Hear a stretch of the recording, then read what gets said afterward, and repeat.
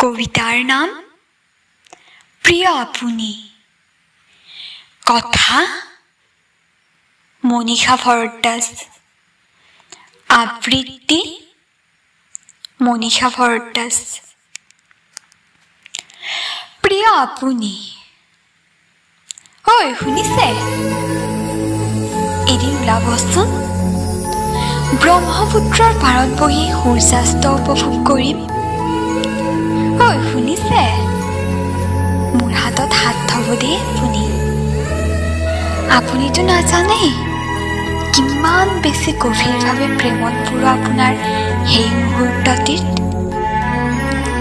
আপুনি বেয়া পাব নেকি বাৰু আপোনাৰ কান্ধত মূৰ থলে?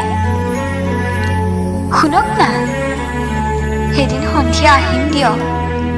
অৱশ্যে সন্ধিয়াৰ চাহকাপ আপোনাৰ লগত হলে কথাই নাই। শুনিছে?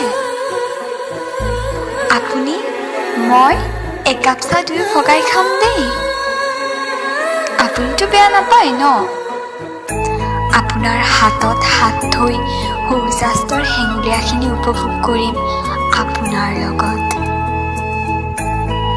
চাহকাপৰটো জুতিয়ে সলনি হ'ব। কিয় জানে? তাত যে মৰম থাকিব। আৰু এটা কথা, আপোনালৈ একেধৰেই চাম দেই। হয়তো আকৌ এবাৰ আপোনাৰ প্ৰেমত পৰিম গভীৰভাৱে।